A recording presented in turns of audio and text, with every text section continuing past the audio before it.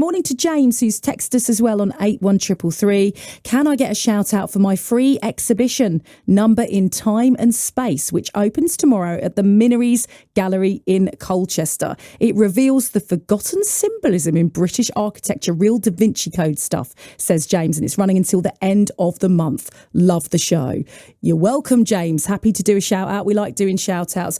Good luck with your exhibition. The Minories is lovely. I was in there the other day, actually. Lovely place. Thank you for texting in, James. Coming up then after 8 on BBC Essex, going to talk boxing. Oh, you hang in there, Mark. James is in Chelmsford. James, question or answer? Answer, please, James. Carry on, James. It's a question about the glass in picture frame. Marvellous. You said quite correctly that the origin of the picture frame was to disguise the edge of painted canvases. Yes. The addition of glass goes back to the early days of photography when images were taken on glass plates. The reason being that photographic emulsion is very fragile and you need something that is rigid but also transparent in order to mount it on and to be able to view it. And so the whole glass plate, including the emulsion, would go into a picture frame. Then, when we start putting images onto more fragile things like paper, you would need the glass in the frame in order to protect it. So the glass was still a part of that process. That's a beautiful answer. Qualifications? Thank you. We have an upcoming art show which involves some photographs taken using those old Victorian methods by celebrated photographer Dave Shrimpton, and he told us all about it when we were doing the shoot. Who's we? My partner and I, we have a company. We are experts in English culture, and our art exhibition... Aren't we all, mate? Aren't we all? Our art exhibition is all about the forgotten culture of England. We've rediscovered a load of stuff, and we're trying to bring it back. Would I be able to give it a little plug? I'd be offended if you didn't. It's got Number in Time and Space, and it's at the Minories Gallery in Colchester, and it's the last 2 weeks of August, Wednesday to Sunday. So those are, sadly, the 2 weeks that I'm on holiday. But the Minories Gallery in Colchester, what's the name of the exhibit again? Number in Time and Space. Okay, this is like a joke. The phone line keeps... I'll have one more go. Go again, James. Number in Time and Space. Number in Time and Space. That's right, yes. Sensational. Round of applause for James. I love that. I'm intrigued now by this exhibition. And we're out of time. Good Lord, I do apologise. Hello, Jake Peach here. Hope you're doing okay. Got music still to come from Rozalla and Supertramp, and we might have time for Sam Fender and Olivia Dean and the latest collaboration from them very soon here on the show. Hope you're having a good week so far. We have hit hump day. We're in the middle of the week. Keep on ploughing through, and we'll do our part here at BBC Essex and keep you company. All right, good. Nice one. We start today with something you may have heard of, may never have heard of before. Have you ever heard of something called New Movement Art? And I'd heard very vague things about it, but hadn't sort of really come across too much of it before. It's said to be a style of art, architecture, and applied art all together that flourished from the 1890s to the eve of World War I. But now imagine a new movement, art reimagined in 2025 in 2D and 3D shapes, like put together. Really cool, like technology really helping at this moment. Of course, it's developing all the time, isn't it? A new exhibition has launched today at the Minories in Colchester, which showcases artwork from discoveries made over the past 2,000 years, including some made right here in Essex. Well, history in Essex has always got something to do with it, hasn't it? James Wen is the curator of this exhibition in Colchester. Joins me now. Afternoon, James. How are you? Hello, thank you very much for having me on. Yeah, I'm doing great. We've just opened today and people are enjoying it. Yeah, it's all been, I guess, backs to the wall, getting everything ready up to this point. Before we, I guess, go any further, get deep into the exhibition and what you've got on offer there, just give us a bit of a definition from your perspective of new movement art, because I feel like I did a definition for maybe like 10-year-olds, but how would you define it? Well, I think something's been lost in translation somewhere. I think there was a continuity in art through from thousands of years ago until very recently. So we're talking about a broad continuity through till about the First World War, when people reacted against the social contract, wanted concrete buildings and everything painted with white ripple. And so there's a forgetfulness about buildings that can talk. And that's also true in applied and fine art. So really, we're talking about a really broad spread of history. What we're doing with this exhibition is we are reuniting people with some of the deep wells of inspiration of that art, especially here, specifically in Britain, and even more specifically in Essex. And that's on the back of some really exciting research that we've done, which has to do with the impact of maths and geometry in art through time. So some of the maths research has been endorsed by Professor Marcus de Sotoy, who's Professor of the Public Understanding of Science at Oxford University, and also Professor of Mathematics. But it brings in the history and the art history as well, of course, which is why we have a new movement of art, which is being brought forward with contemporary works that are based once again on these core foundational principles. Sounds like everyone involved in this did quite well on their GCSEs with more results coming tomorrow. So yeah, I think everyone knows what they're talking about when all this is being put together. And you're putting on this free exhibition in Colchester, all around kind of this concept and movement. How long, but personally for you, has the world of art been a feature in your life? Have you never known anything different?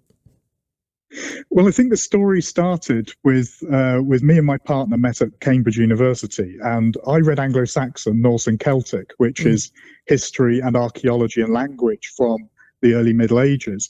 But my partner, he was doing natural sciences. So he was in geology at first and then went on to do plant sciences, biology, and was then a lecturer in agriculture. So two different worlds, the arts and the sciences. And we had an argument one day, which one's better? Of course, the answer is they need each other. Society needs both. But we're having this little argument, as couples do. And he said, you guys keep banging on about garnets. This gemstone is in all of this early treasure, from the Sutton Hoo treasure and the Staffordshire hoard. I don't think you've ever seen one. And I said, I beg your pardon. And he said, no. The very first day of the geology course at any university, they teach you the crystal systems, how the atoms impose themselves on matter. They have to come together in a certain way and they create shapes.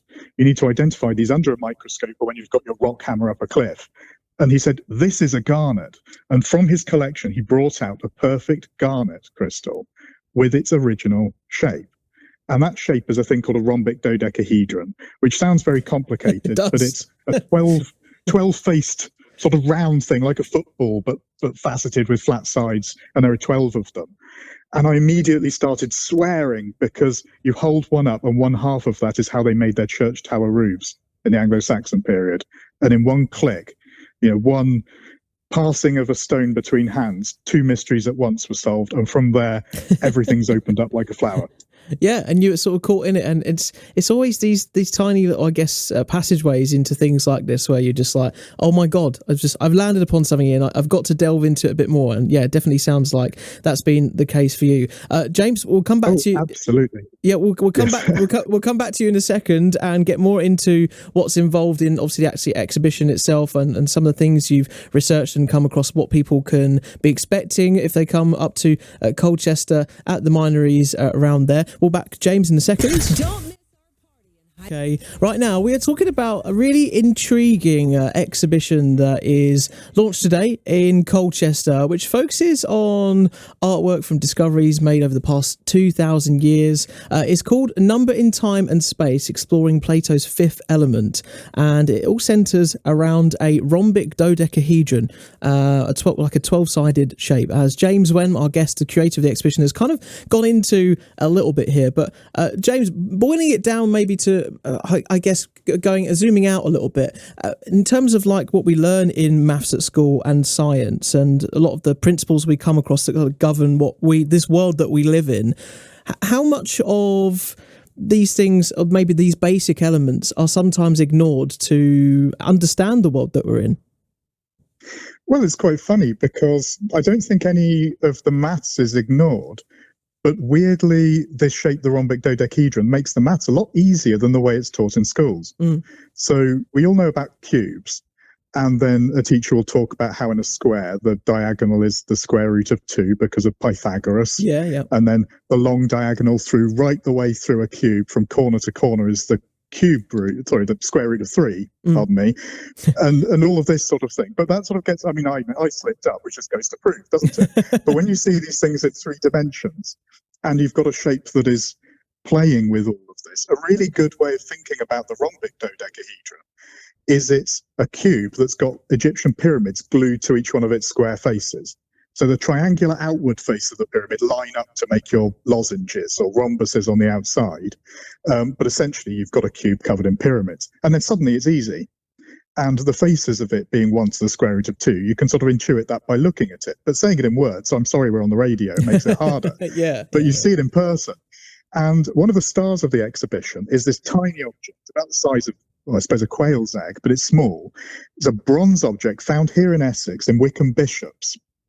So sort of between Colchester and Malden. And it's a holy water sprinkler from over 1,000 years ago.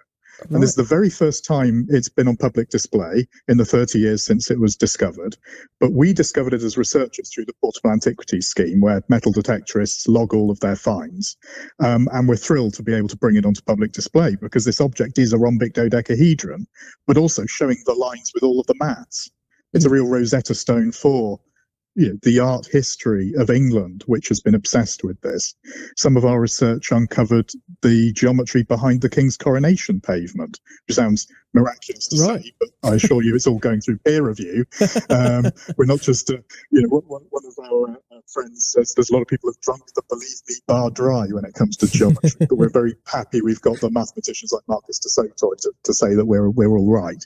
But bringing this art forward into the present, we've collaborated with lots of different artists to create new art that represents these sort of eternal truths. One of those is Jacob Chandler, who's an established sculptor based in the west of England. And with him, we made 2 sculptures out of bronze covered in pure gold that represent the different mathematical projections of this rhombic dodecahedron. They're almost lecture props that help with the maths, but they're also beautiful art too. So that's the sort of thing you can expect to see. Beautiful sculptures in pure gold and wonderful cabinet making that are new next to some of the antiquities that prove that we're not daytime drinking. This is actually a really exciting set of discoveries. It's very much, a method, as a lot of art and exhibitions are, to, obviously display these ideas and what we understand about certain things in the world. And obviously everyone always references the pyramids and how our understanding was so great, even in that time on planet Earth, and people that were walking it and building these things way before maybe technology we have now in 2025. But I guess kind of what you're talking about, it kind of goes to show that we really undervalue, sometimes are very ignorant to how much of an understanding we did have even 1,000 years ago up to now. Is that a fair point? It's a very, very fair point. And some of it is simply because nature provides us with these wonders. So I said about the garnet stones just before the music that the great discovery was seeing that the mineral itself grows in this mathematical shape. Garnet is one of the hardest minerals on Earth. The only things harder than it are diamond, topaz and corundum, which is either ruby or sapphire, depending on what colour it is. These are jewellers' words rather than geologists' words. So it's corundum. So essentially 3 minerals that are harder. So garnet in the ground will absolutely chew up anything else around it because it's so hard, but it will keep this shape. So you can walk up hills in Czechia and in Rajasthan and in Sri Lanka, and you can find these on the roadside, on the mountain paths, just pick them up off the ground with this perfect shape as if it's a glitch in the universe. And from that, an inquiring mind can think about the maths on a much more intuitive level than the way it's taught in schools. So possibly this knowledge has been around with us since we developed as a species, because we've always been wandering about, looking at things that take our fancy. And that's really a compelling part of it. I obviously have a university background in Anglo-Saxon, which I mentioned before, but we've seen examples of this geometry turning up, as you say, in Egypt and other civilizations. We're sticking to its role in the history of Britain and British art history because we don't want to trample too much territory that's other people's areas, livelihoods and areas of expertise, and we don't want to make fools of ourselves. But really, this is a treasure for absolutely everybody, and potentially great connections between nations, just in the way that the Sutton Hoo treasure, for example, the garnets in that were scanned recently by the British Museum using a particle accelerator in Paris. Dr. Sue Brunning at the British Museum sent the treasures there, and they found out that the garnets came all the way from Rajasthan and Sri Lanka. So all those centuries ago, 1400 years ago, and I was at Sutton Hoo celebrating the 1400-year anniversary of the Mound 1 burial, the famous king with all the treasure. 1400 years, and they were getting their gemstones all the way from the other side of the world, which is a wonderful thing. We're pretty cool, aren't we? You've got to say, like, we're pretty cool as a species, and we've done some incredible things. I guess I finally want to finish, of course, because this exhibition is in Colchester, and I know some things have sort of turned up locally, but it's a collection of ideas and artefacts from, I guess, a bit of a wider area than that. But what is it about Essex and the UK and England that has just come across so much history that we're kind of, graced upon and have all this amazing stuff to still discover and talk about? Wow, what a question. Well, obviously I've got a great loyalty to Essex, and I sit on the board of the Essex Cultural Diversity Project, so we sort of have a loyalty to Essex and reaching globally as well in the way we think about art with that part of what I do in life. Why is Britain so rich in heritage? Well, for Colchester in particular, some of the Roman troops who arrived with the Roman invasion were from Thrace, which is present-day Romania and Bulgaria, so just north of Greece. And they brought a really rich culture with them, especially around Orpheus. So lots of Orpheus mosaics of this hero who went down into the underworld that's all connected with this mathematics and mythology. So that was ingrained in us before the Anglo-Saxons came along. And then they have this wonderful gold and garnet jewellery that we found is doing the same thing. So I guess once you've got a great idea, it's really hard to kill it off. And although we've had a bit of a period of forgetfulness because of the turmoil of the 20th century, the fact that we're bringing it back in Colchester is a really wonderful thing for us. And I suppose it's a bit of luck that some of the archaeology happened to pop up in our back garden, as it were. But where better to start it than the county that was the starting point for the Grand Tour of England, where people wanted to see the Industrial Revolution, the Agricultural Revolution in the 18th and 19th centuries. They all started in Essex. So for a journey of the country, being in the oldest art gallery, the Minories, in Britain's oldest city, Colchester, at the start of the Grand Tour of England, this is the place to cradle a new renaissance. And we really hope that we inspire people with what we're doing. Some might say the laws of mathematics and probability made it all happen. It's fate. And there's always an explanation for these things, and I'm very much a fair amount of elbow grease. that too. Lots of effort, of course, by yourself and the team there. James, it's been absolutely fascinating to chat to you and sort of delve into this world partially. Of course, you have said quite eloquently that it's the seeing and the believing come down to understand it in a different way, and very much appreciate your time. The exhibition is on until the 31st. And James and I, we will both be here stewarding the entire thing, so you'll be able to talk to us in person if you visit. So if you have a great curiosity about this, no question will remain unanswered. So please do visit. Amazing. James, thank you so much for your time. Good luck with the rest of the exhibition. Not that you need it because it's been put together for 6 years or so. Very much looking forward for Essex getting down to it. James Wen on the show today. Take a look. Live and direct. Broadcasting live from the home of radio on 104.4 FM. This is Chelmsford Community Radio. CCR. Hello and welcome to Chelmsford Community Radio. My name is Finney and this is Drive at 5. I'll be with you guys for the next couple hours, helping you on your way home, giving you the latest traffic and travel, along with some weather and some random chit-chat along the way. Now today we have two special guests in the studio joining us today. We'll be talking to in just a moment about an event that's going on here, and we'll be finding out more from them in just a moment. But first, here's Teresa Rex, Bad Blood. That was Bad Blood and Teresa Rex here on Chelmsford Community Radio, and as I just said, we are joined in the studio today by two very special guests, both Jameses. Would you like to introduce yourself to us? Good afternoon, Finley. Thank you very much for having us on the show. So yes, we are James and James. People call me Big James because I'm the taller one of the two of us, and we have some exciting news to share and some information for anybody who's looking for something to do this summer holiday. Yeah. We are hosting a free art exhibition at the Minories Gallery in Colchester. Yes, that's right. And you might be wondering why we're talking about Colchester when we're on Chelmsford Radio. But both me and James are based in Chelmsford. We live near the cricket ground. And we're very proud of this city. The exhibition, we're hoping, will launch a new movement in English art history. It's based on a load of research that is quite involved, that I'm sure we'll be chatting about as we go through the programme. And it felt like a good idea to have the oldest art gallery in Colchester, which is the oldest city in Britain. So from there to the home of radio, where it all began for radio, we're hitting all the firsts, and we hope you'll enjoy the exhibition if you come along from the 20th to the 31st. Where in Colchester is this again, sorry?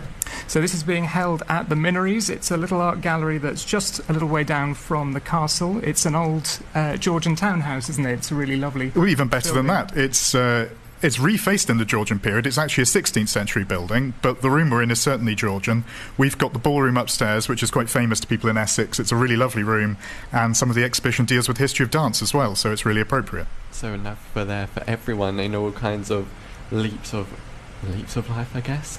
Now, why would people want to be going along to this? Is this the kind of event that anybody can go along to and enjoy?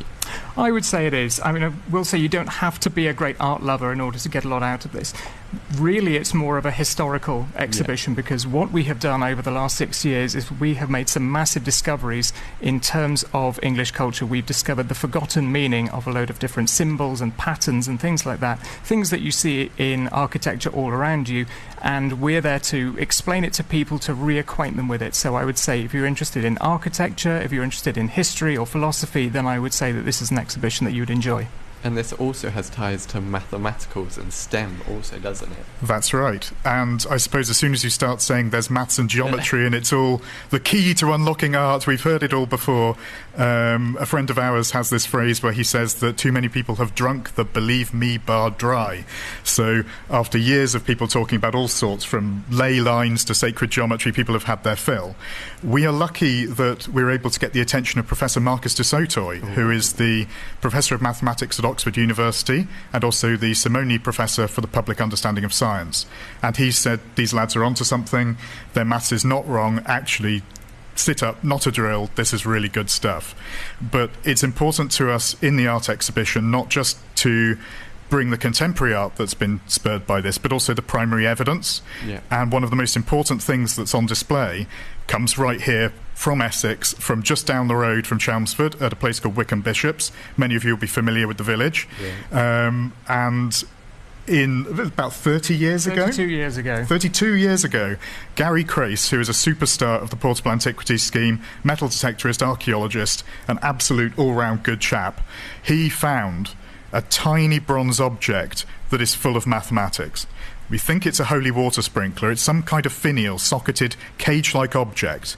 You might be familiar with the Roman dodecahedra, those pentagonal dodecahedra that are a mystery. This one is a rhombic dodecahedron, and it's that shape that is at the heart of our national story, we say. And Marcus de Soto agrees. And we're bringing that to the public in this exhibition. Who knew that a metal detector could lead to all of this? A new exhibition going on just down the road from us. We'll talk to more of them in just a moment. After this one, Outcast. Black Box for you there, right on time, here on Chelmsford Community Radio. Now we still have two guests in the studio with us tonight, the two Jameses.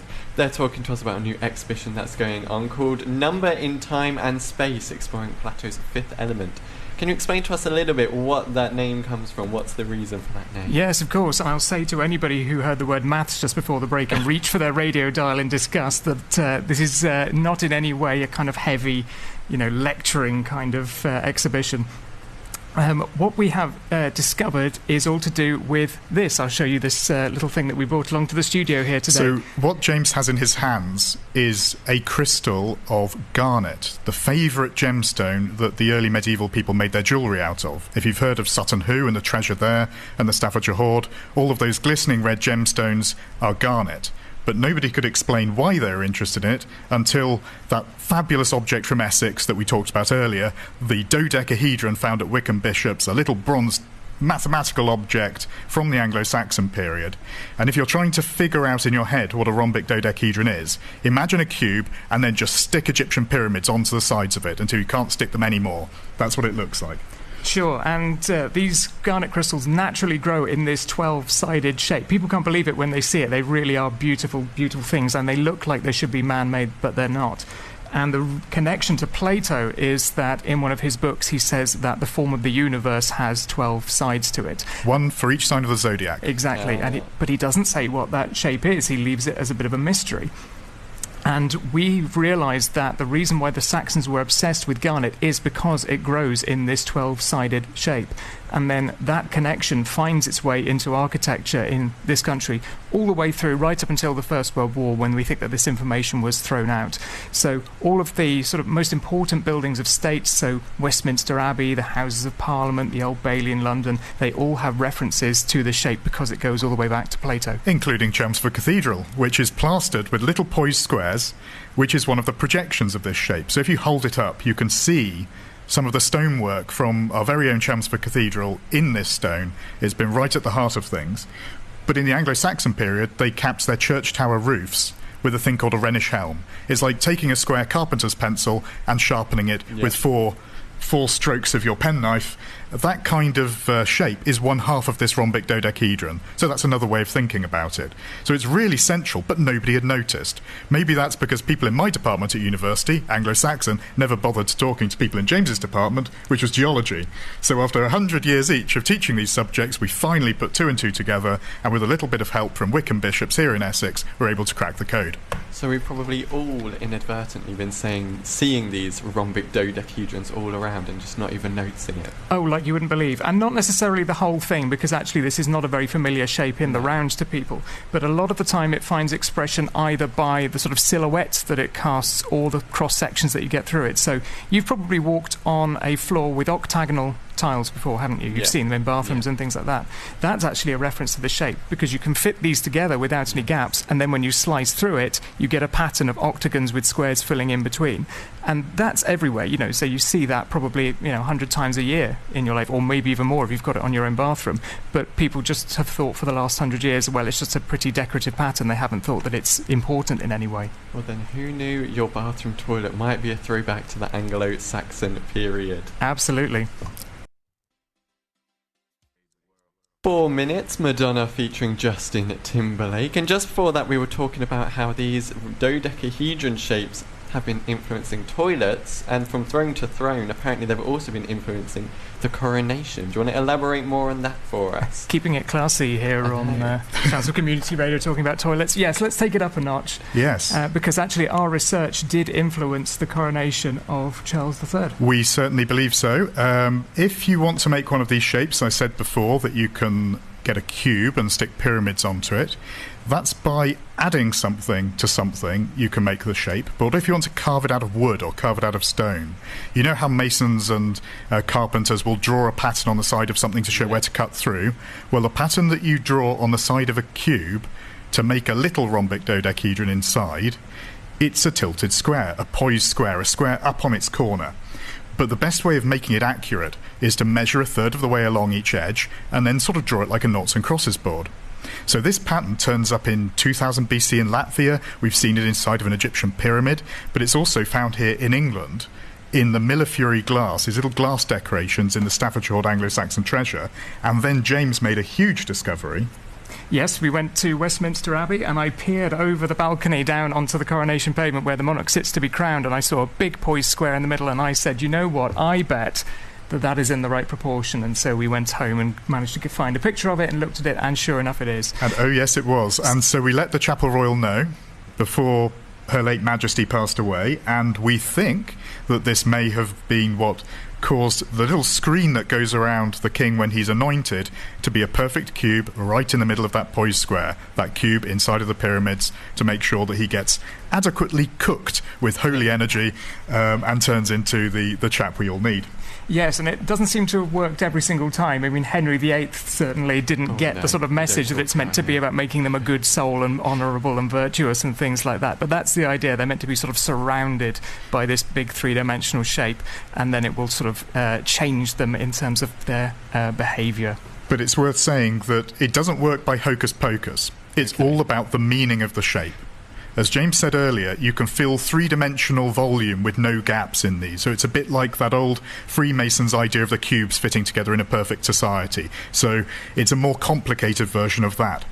But also, a different way round, it's the way that bees cap off their honeycomb. Yeah. So you've got bees as this perfect social organisation as well, and it's all of these ideas that we think Plato was really interested in, because he loved the idea of exercise, societies that worked, and pure mathematics. So it reminds me of one of the adverts we had for Good Gym. Plato was a boxer, probably the most famous boxer who ever lived, but he was all into getting things working right, both in this abstract world of mathematics and also in society. And we think these are the messages they're pulling through, both in people's orangeries and toilets, all the way to the coronation pavement itself. That is pretty impressive to think that you might have influenced the coronation of Charles himself. So congrats on that.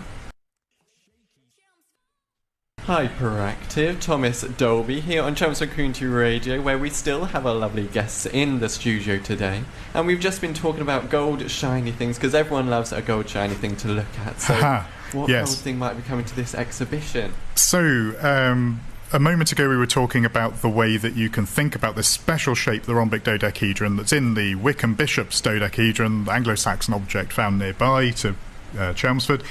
This shape, you can think about it in terms of its projections, the way that it sort of travels through other shapes. And we have a set of two sculptures that show this very thing, made of hot cast bronze covered in pure gold, so they're very shiny indeed. This work is called In Hoc Signo, and it was a collaboration with Jacob Chandler, who's a really important established sculptor over in the west of England, over in Shropshire. And so those have come out of the Shrewsbury Arts Trail early to be with us here in Essex. And that's quite a prestigious event. They were up alongside works by Marc Chagall, Pablo Picasso, Roy Lichtenstein. Banksy. We got Banksy, we got shown opposite of Banksy, which was quite an achievement. Andy Warhol. It was all going on, and amid those were these shining gold objects that looked like the holy hand grenade of Antioch. But really they are there to show the projections of the rhombic dodecahedron as if they're made of beams of light that have turned into gold. And they're inspired by the vision of Constantine the Great, who was proclaimed emperor in Britain back in the Roman period and legalised Christianity in the Roman Empire. So this really touches upon all sorts of cultural history. So it's not only the coronation and holy water sprinklers from Essex and all of our buildings down to our very bathrooms, it's also... yes, it's in the sort of foundations of our church, in fact, here in Britain. And you may have seen this if you've been around Chelmsford City Centre. Hopefully you'll have seen some of our posters up in some of the shops around town, and they tend to have these gold sculptures on them. They're really, really beautiful. Obviously the pictures don't do them justice, so we recommend you all come along and see them glittering in all their resplendent glory. So to remind everybody, the event is called Number in Time and Space, and it's on at the Minories Gallery in Colchester. That's just next to Colchester Castle, and it's open during the last 2 weeks of August, Wednesday to Sunday. And it's free entry for everyone. It is absolutely free. It was really important to us that this had to be free to make it accessible to as many people as possible. Yes, it cost us an arm and a leg, but we're very grateful to our main sponsor who's helped it happen, which is Lighthouse IG, which is a Chelmsford-based company. We're very proud to say. Yeah, indeed. They're all about data handling and GDPR compliance, things like that. And it was really important that people didn't have to pay to come in, and it's not like some other exhibitions where you'll try and be hard-sold a work of art that's there. The works of art are not for sale. This is purely for people to come and enjoy it and reconnect with this great English tradition in art and architecture. Well, if you're wanting a nice free day out to go along to this exhibition, that is the Number in Time in Space, exploring Plato's Fifth Element exhibition, coming into Colchester. Beaver Doobie and Beaches here on Chelmsford Community Radio. And just before the break, we were talking about some gold things that were going to be the star of the show at this exhibition. But are they going to be the star of the show? Ooh, well, everything could be the star of the show, but actually the big gold sculptures called In Hoc Signo that are covered in 24-carat pure gold, they are actually flanking a really big piece of art that is very relevant to Essex. We have a large wooden triptych called The Physical Impossibility of Thronosis in a World Without Dancers. And for those of you who don't know, a triptych is a work which takes place in 3 parts. So probably one of the most famous ones is Hieronymus Bosch, where he famously did a painting of hell. But that's a sort of 3-part story, almost like a cartoon strip. And what we've done with ours is we have taken 3 photographs using an old Victorian method known as ambrotype photography, where the image is taken directly onto a glass plate, and then those have been mounted into a folding wooden frame made by Shay Shani, who is a master cabinet maker. He's absolutely at the top of his craft, and we should know because we did not make it easy for him when we were designing this piece. We did not make it easy for the photographer either. So those photographs were ambrotypes, an old Victorian method. It's called wet plate collodion, which means that you put the photographic liquid onto a sheet of glass and it is taken like alchemy straight onto the glass. So the big glass plates that are in this triptych were taken in a field of barley last summer. And it was a one-shot thing. So that was Dave Shrimpton who was doing those pictures, who's based in Cambridgeshire. Is that right, James? That's right, yeah, near Royston. And he's a very well-celebrated photographer. He won Portrait Artist of the Year last year. So we were absolutely thrilled when he agreed to do this with us. And yes, as James said, you basically get one shot at the photograph, and you have to sit incredibly still while the exposure takes place. And then, yes, cross your fingers and hope that it develops properly. But fortunately, they all came out really, really beautifully. So this work is on loan from John Hatton and the Apps estate. So John is the farmer between Stock and West Hanningfield, so just within the city boundaries, according to the local government structure as it currently stands, at least. And he has an ambition to build a multi-faith piece of sacred architecture, a new temple, on his farm at Stock. And he brought us in to give some cultural advice to make sure that the amazing mathematics that runs all the way through Essex's history and the history of England is part of this exciting project. And he supported the triptych as a collaborative work of art to help promote that ambition. The whole point of the triptych is that it's a sort of call to arms, if you like, to try and stop the cultural loss which we've seen in this country. Sort of the last nail in the coffin was 100 years ago with the First World War, but there was a long decline before that.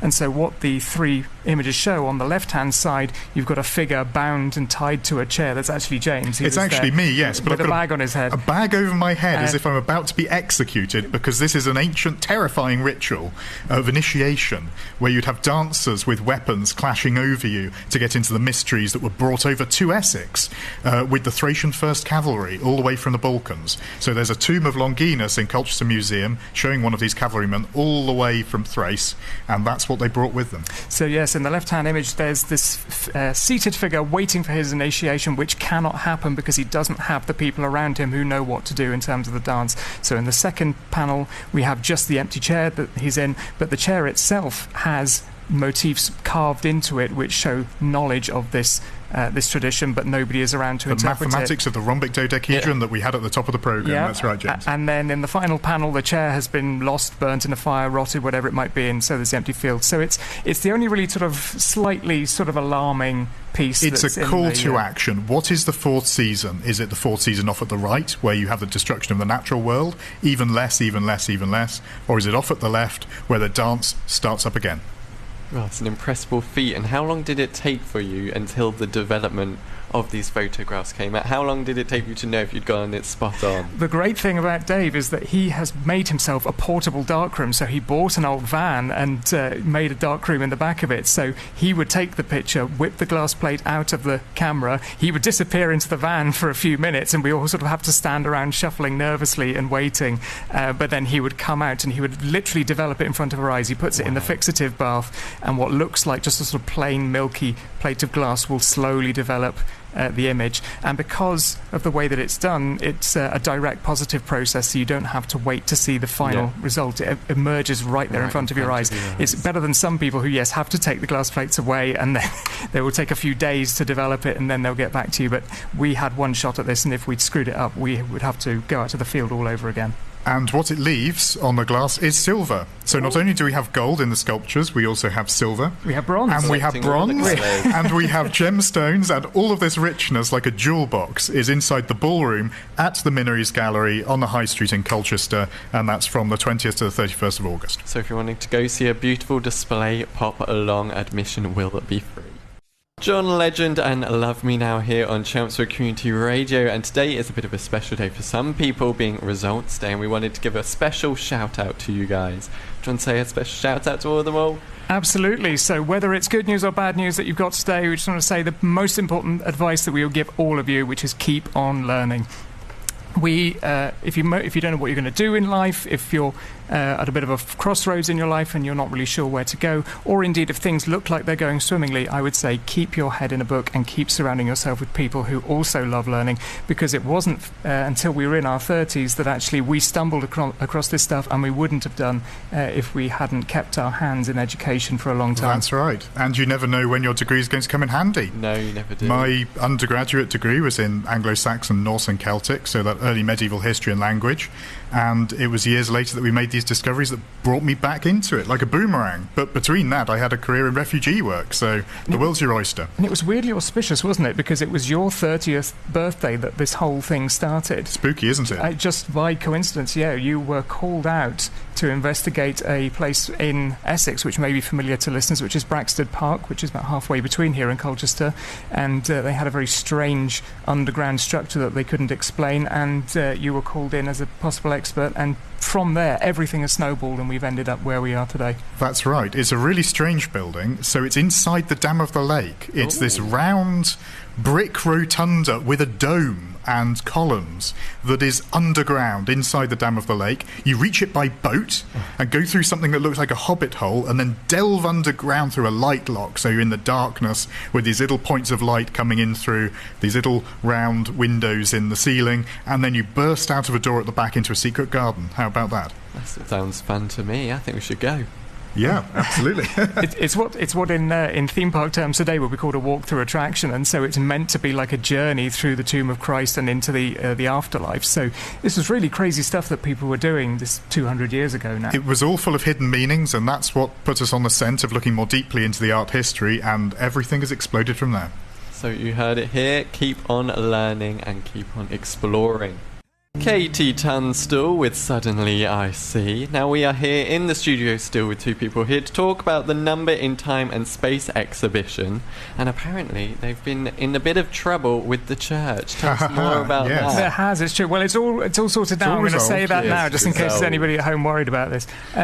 But we were talking before the break about the importance of surrounding yourself with different people, and this is a case where it took the two of us to solve a 700-year-old mystery about a strange device called the Holy Almandal, which I think James is going to talk about. Yeah, so in medieval manuscript studies, having several of something kind of shows you it was a big deal because so few documents survive. So in the case of this thing called the Almandal, I think it's over a dozen manuscripts describe this thing that summons an angel. It's a big deal then. And the text is always the same, but each time they draw a diagram of this mysterious apparatus, it's different, showing that they don't really know what it's all about. There's some deeper thing that made someone excited that's a really big phenomenon, but what we've been seeing in the pictures doesn't really hold true. Now, in the description it says, take 4 candles. 4 candles, handles for forks. No, sorry, we're not going to do that. It's probably copyright that joke. It probably is.